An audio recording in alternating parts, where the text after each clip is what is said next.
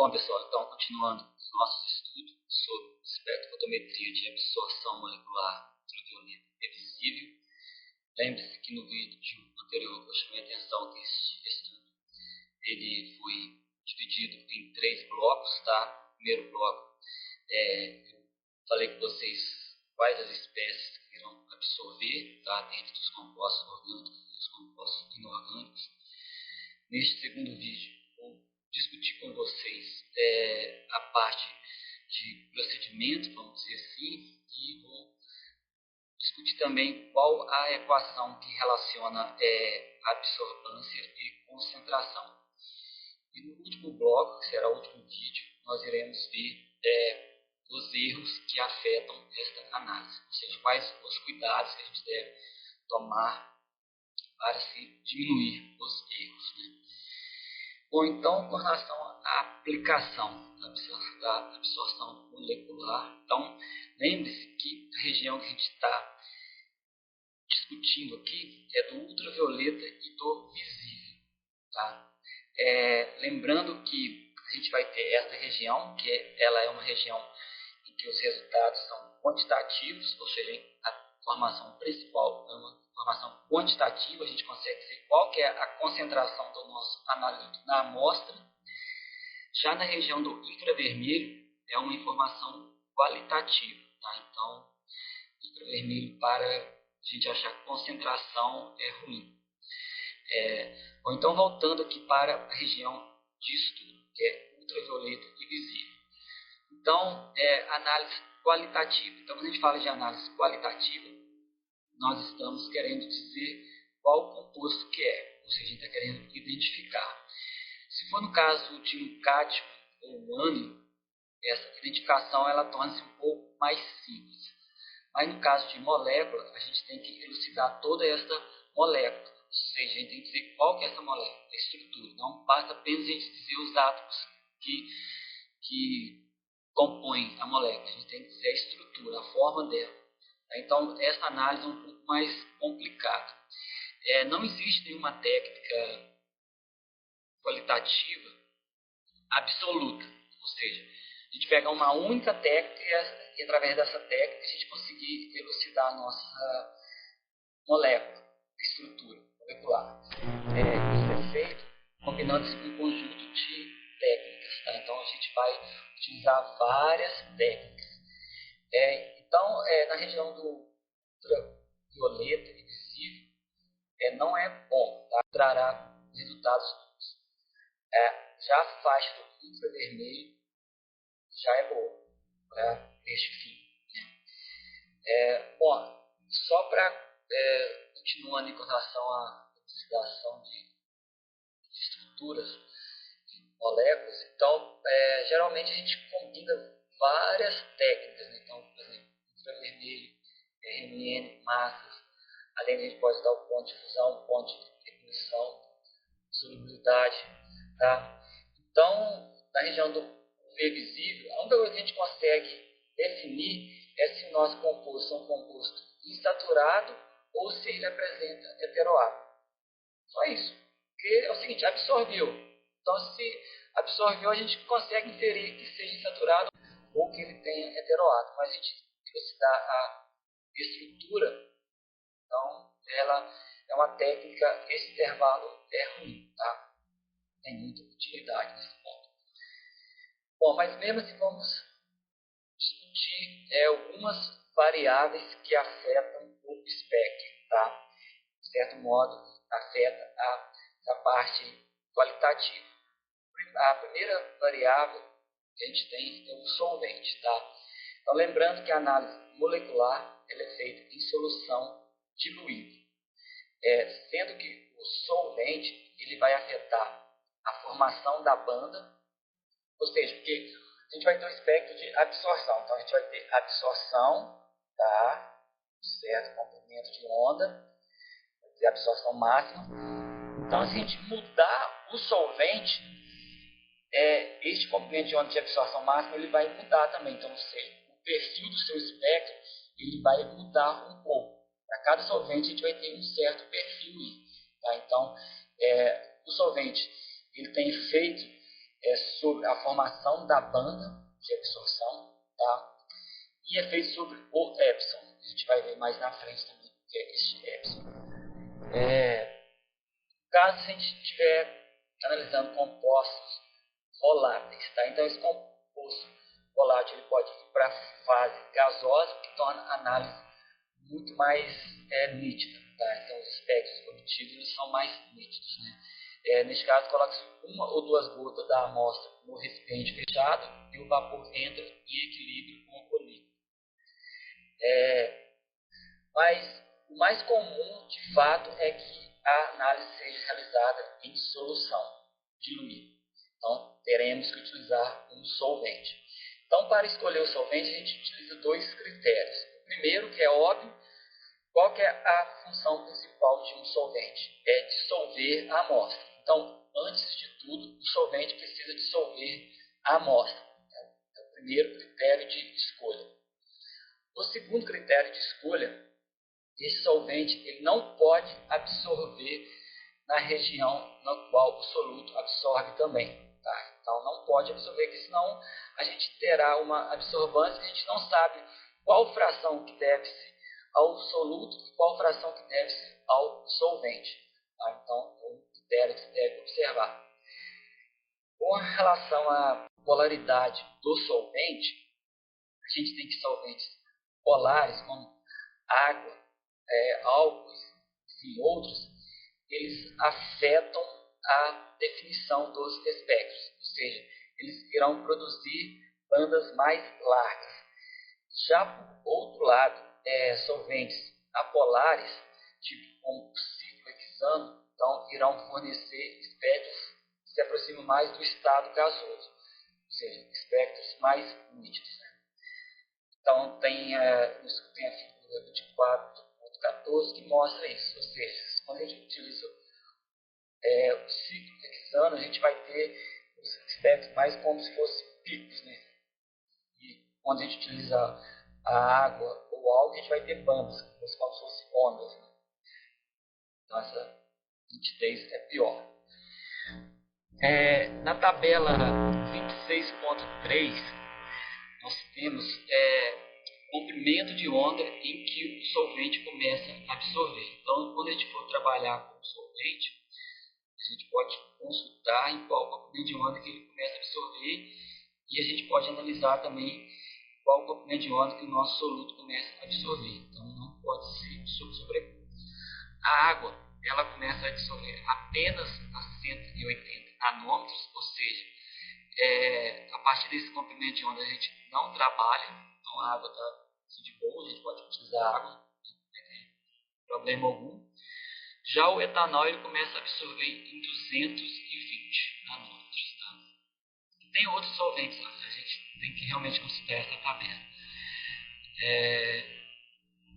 Se o solvente estiver contaminado, o outro solvente pode absorver em maiores comprimentos de onda.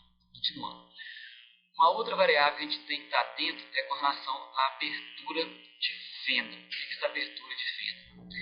Lembra que quando eu falei para vocês sobre espectro, obtenção do espectro, eu disse que a gente vai ter uma fonte que vai emitir radiação em um comprimento de onda amplo, tá? Aí após essa fonte a gente vai ter um monocromador. Esse monocromador ele vai fazer o quê? Vai difratar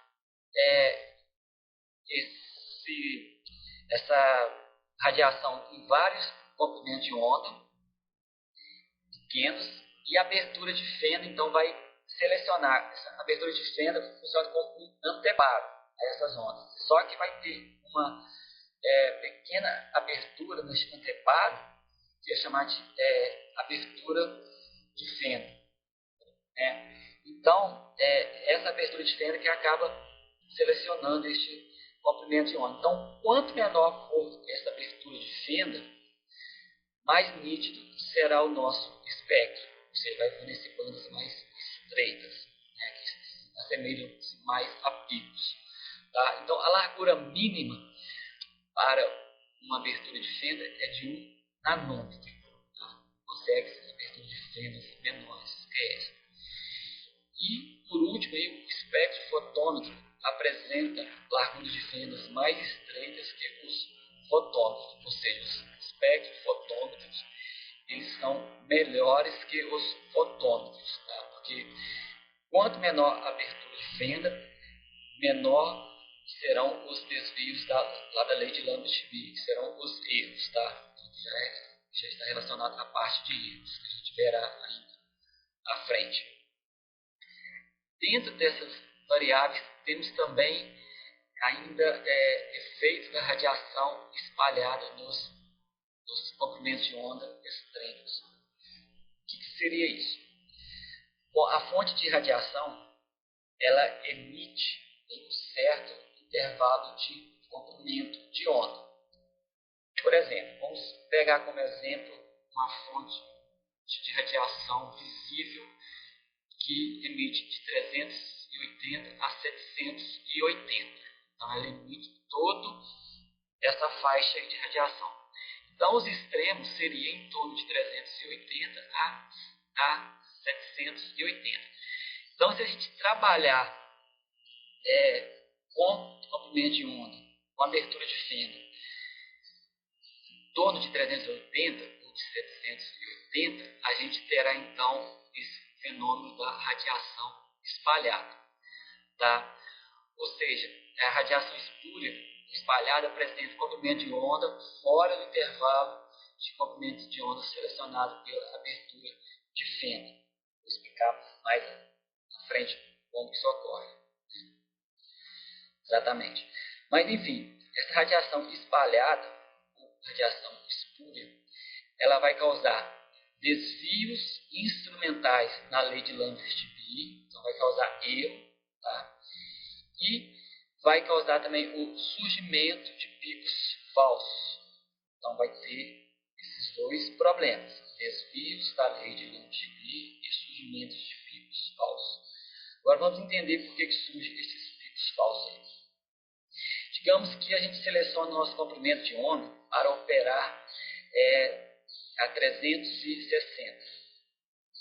E nesse comprimento de onda, sua molécula não vai absorver energia. Então, o espectro era para ser uma linha horizontal. Já que não tem absorção, a gente não vai ter pico. Só que tem um problema da radiação espalhada, ou seja, a gente vai ter radiação que vai estar fora deste daqui, 360. Digamos que a gente tem radiação em 400. Né? Espalhou, o equipamento selecionou, mas está tendo radiação espalhada dentro do próprio equipamento.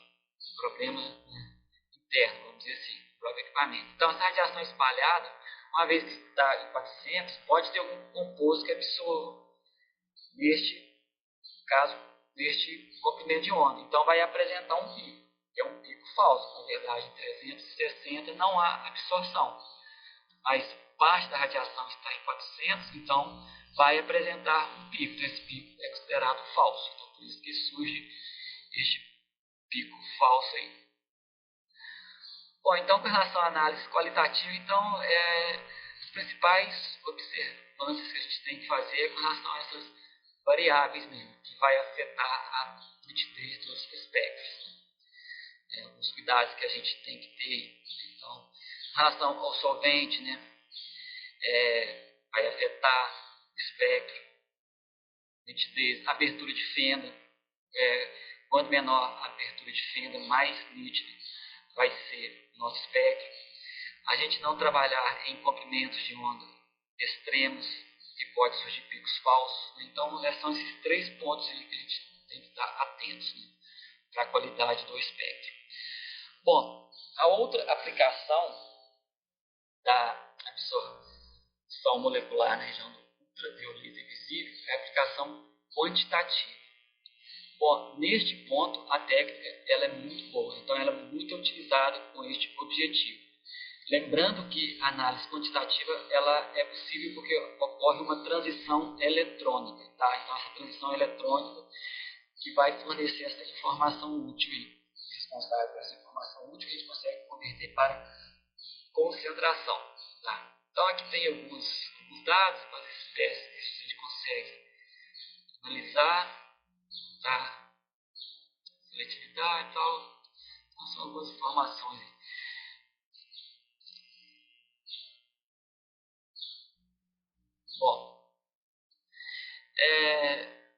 continuando aí na região, quando a gente tem a análise da região do visível, ou seja, análise da região do visível é para espécies que apresentam ponto. Então a gente fala determinação fotométrica, tá? Então uma análise fotométrica, neste caso aí, que é uma análise até um pouco mais simples. Análise de mistura, tá? Então lá no School chama atenção que a gente pode ter mistura, a gente pode analisar dois analitos que absorvem. Só que o fato é o seguinte, eles não podem absorver exatamente o mesmo comprimento de onda, tá? Bom, vocês teriam que ver a figura lá, isso aqui eu vou ter que acabar se discutindo com vocês depois. Depois eu discuto com vocês esse ponto rapidamente. O desenho do quadro e vocês irão entender melhor. Eu vou pular essa parte que vai ter difícil de explicar, tá? Bom, então continuando. Lei de Lambert-Beer, que eu vou discutir agora na sequência. Tá? Então aqui tem um pequeno resumo, novamente, eu sempre tenho falado esse resumo, que eu já no vídeo anterior chamei a atenção, sobre aqueles 3 blocos lá de classificação, que facilita a gente guardar melhor as informações com relação a essa técnica, essas técnicas. Então, novamente, aqui no fim, eu já disse no primeiro vídeo. Então, vamos pular também essa parte aqui. Então, o objetivo dessa parte aqui, o que é? É achar ou demonstrar, que ela já foi achada, na verdade, então é demonstrar uma equação matemática que relaciona energia absorvida com concentração. Então, quando analisamos uma amostra, nós esperamos encontrar na mesma um certo composto ou substância. Assim, pelo conhecimento que conseguimos relacionar as técnicas mais adequadas para a análise.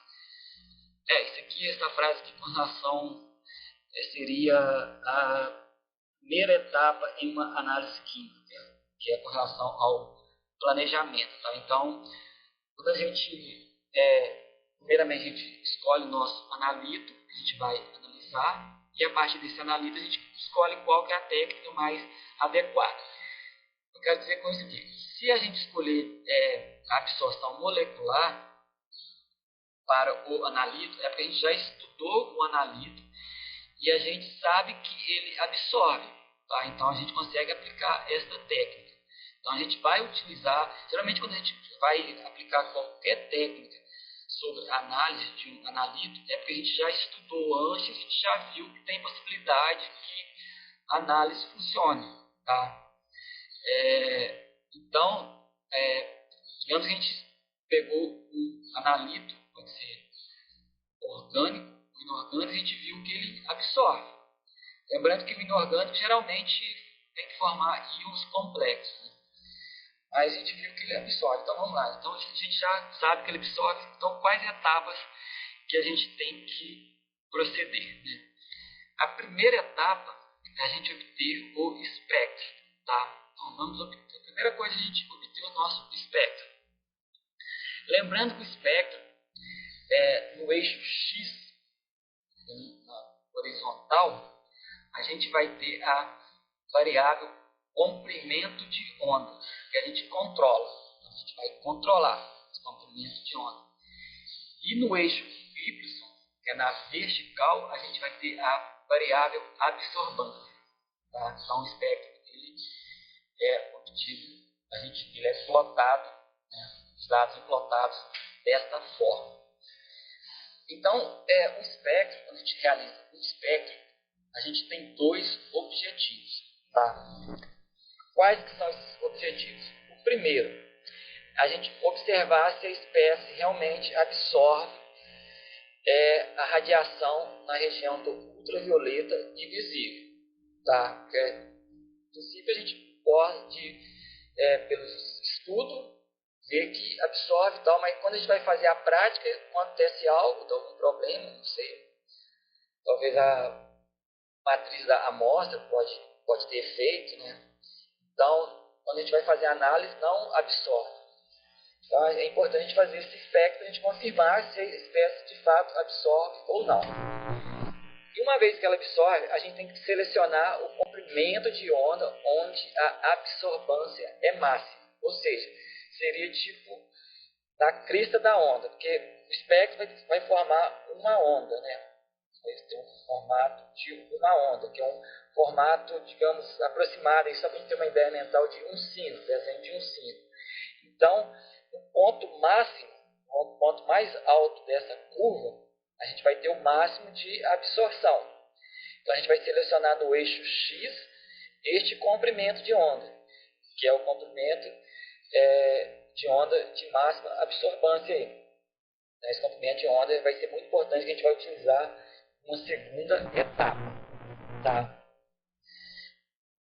Então, lembrando novamente que a absorção molecular é realizada em solução líquida e o solvente vai ter efeito sobre este comprimento de onda de absorção máxima aí. Tá? Se a gente mudar o solvente, este comprimento de onda onde tem absorção máxima também irá mudar. Tá?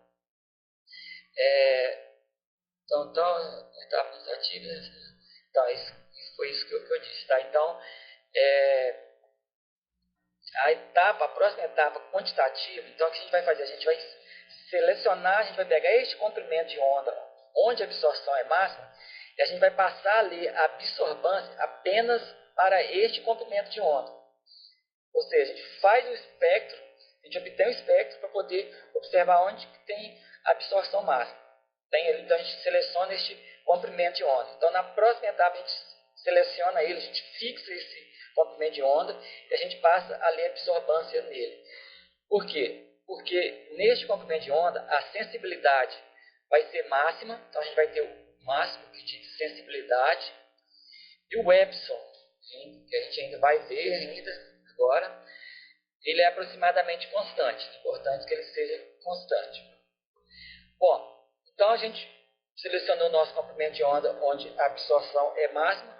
Agora a gente vai para a outra etapa, qual que é? Determinar a concentração da amostra. Bom, então nessa etapa a gente precisa ter uma relação, uma equação que relaciona absorção ou absorbância e concentração. Tá? Assim como é para o método potenciométrico. Tá? Para o método potenciométrico a gente tem a equação de Nernst, ou seja, relaciona potencial e concentração. E aqui vai ser a mesma coisa. Então, para se escrever a equação, para se obter a equação, a gente tem que considerar alguns pontos aqui, seriam algumas condições básicas.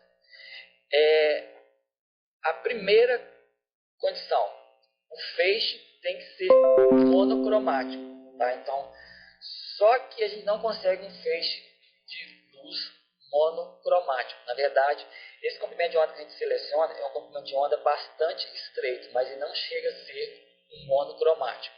Tá? Então, ele é quase monocromático. Tá? Ele é bastante estreito. A segunda condição é que a solução deve ser diluída, ou seja, com concentração abaixo de 0,01 mols por litro, menos 1. Bom, então a gente vai considerar o feixe de luz incidindo sobre a nossa amostra, tá? Então vai ser chamado de P0, será o feixe incidente. Ele vai passar pela amostra e o feixe que vai deixar a amostra é chamado de P. Tá? Então, P é a energia transmitida, é a sobra. Então, entra P0, energia incidente, e sai P, após passar pela amostra, que é a energia transmitida. Então, se a gente quisesse achar a energia absorvida, a gente poderia pensar assim, eu pego o P0, que é o inicial, total, e faço menos P, que é o que sobrou. Então, eu vou ter a energia absorvida. Né? Mas não funciona dessa forma. Tá? Então, na verdade, é de uma outra forma. Vamos entender aqui. Então, a gente tem a transmitância, que foi a energia que passou pela amostra, que sobrou, tá? Que é a fração da radiação transmitida pela radiação incidente. Não é a fração. Se é a fração, então é P dividido por P0.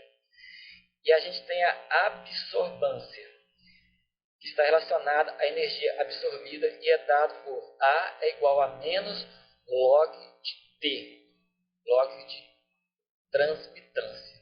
Tá? Por fim, quando uma dessas variáveis aumenta, a outra diminui. Por exemplo, se a transmitância aumenta, ou seja, se muita energia sobrou, se muita energia passou pela amostra, então a absorbância foi pouco, quer dizer, não absorveu quase nada. Agora, por outro lado, se a amostra absorveu muito, se a absorbância é muito alta, a transmitância, a energia que sobrou, é baixa, ou seja, a amostra absorveu quase que toda a energia. Então a gente vai ter variação de 0 a 1, tá? Dessas duas. Pelo menos o T, já que o T aqui é fração, então ele vai variar de 0 a 1, que seria de 0 a 100%, já que é fração, né? Então se a gente tiver transmitância de 100%, a absorbância será de 0, ele não absorveu nada. Então, pode dizer que a unidade de energia absorvida é dada pela absorbância. Tá?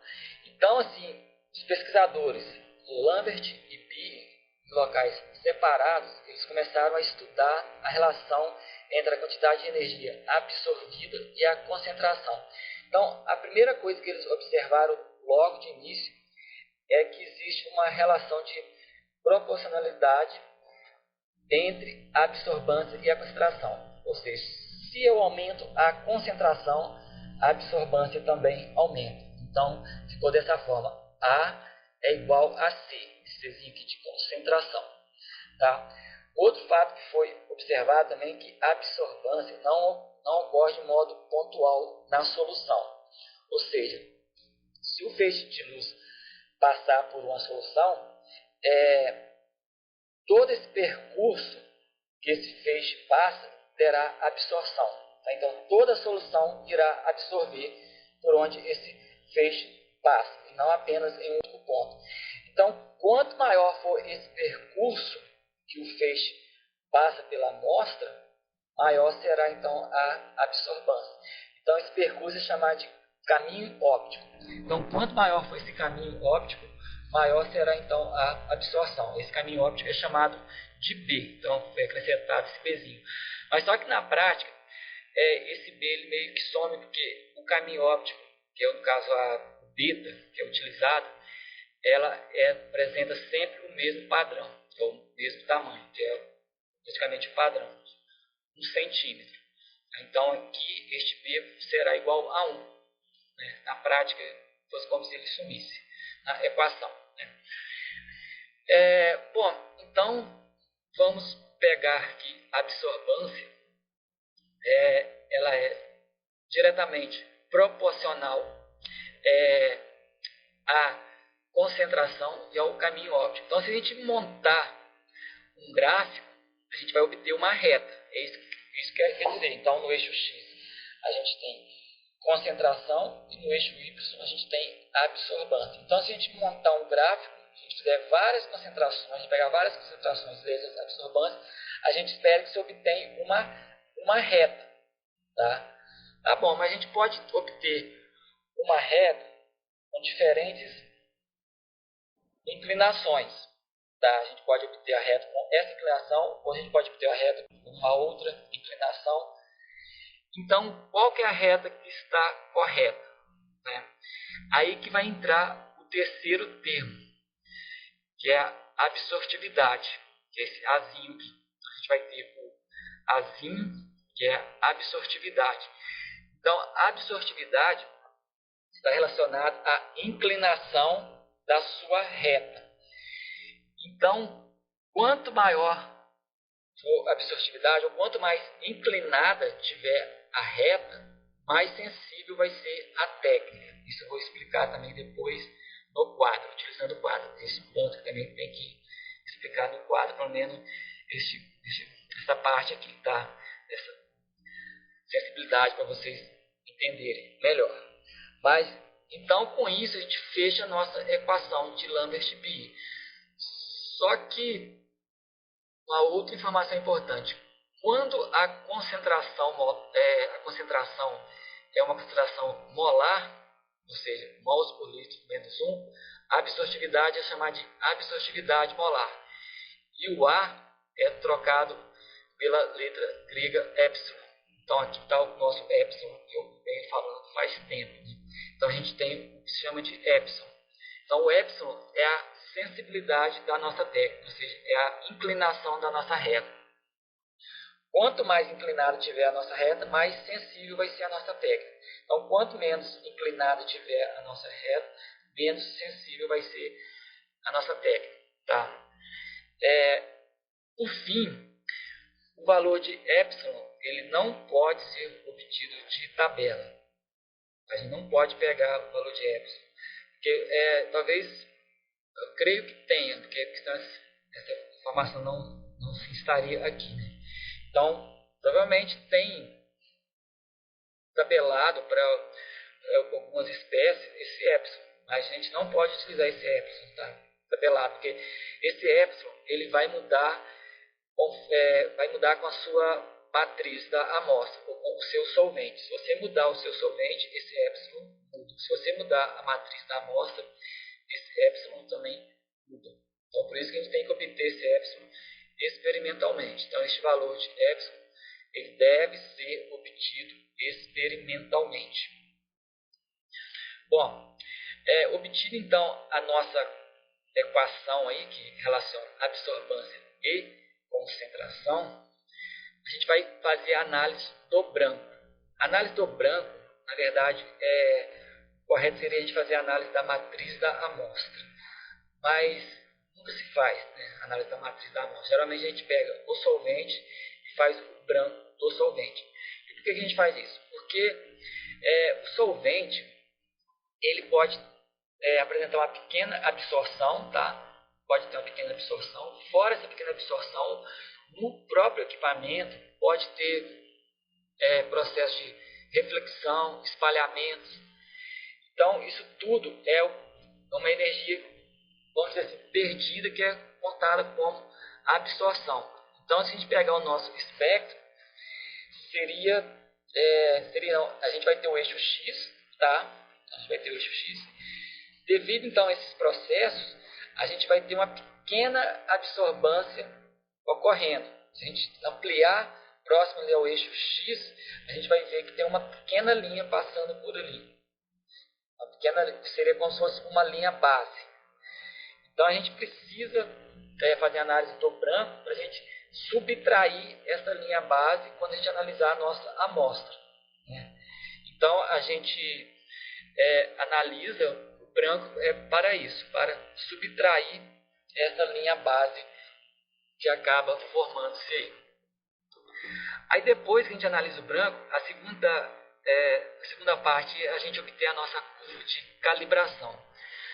Na verdade, a curva de calibração, a gente faz a curva de calibração para obter a equação da reta. A gente já viu anteriormente, né? Foi a prova 2, né? Segunda prova. Então, a gente faz essa calibração para obter a equação da reta. Mas neste caso aqui, a nossa equação ela é tão simples que a gente, na verdade, a gente faz apenas para obter o epsilon, tá? Que será a inclinação da nossa curva, que seria o nosso m. Tá? A equação da reta, lembra lá que a gente obtém o m, que é a inclinação. Então, esse epsilon aqui é o nosso m, que é a nossa inclinação. Então, a gente faz essa parte para obter o epsilon, a inclinação da reta. Se a matriz da amostra ela for difícil de ser reproduzida, então a gente tem que empregar o método da adição de padrão. Tá? A gente não pode utilizar o método do padrão externo. Lembra que existem 3 métodos para a gente obter a nossa curva, tá? Que é o método do padrão externo, adição padrão, e o método do padrão interno. Então, se a gente não conseguir reproduzir a nossa matriz da amostra, no caso se for amostras de solos, cinzas, de plantas, entre outras, então a gente tem que recorrer à adição de padrão, ou seja, a gente vai adicionar concentrações conhecidas do analito na nossa amostra, que serão adições múltiplas. A gente não pode também analisar um único ponto. Por que tem que ser adições múltiplas? Porque deve-se investigar se há uma relação linear entre a absorbância e a concentração. Bom, então, feita essa curva de calibração e obtendo-se o epsilon e observando que há uma relação linear entre a absorbância e a concentração para o intervalo de estudo, aí então a gente chega na última etapa, que é de fato a análise da amostra.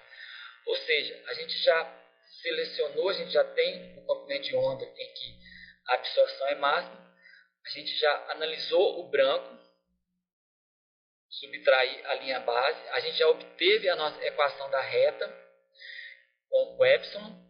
Agora basta a gente analisar a nossa amostra, ou seja, a gente coloca a nossa amostra e a gente seleciona o comprimento de onda onde a absorção é máxima e a gente lê a absorbância. Então, através da absorbância obtida, a gente volta aqui na equação, tá, de lambda-b, e joga o valor da absorbância. O epsilon a gente já vai ter, tá?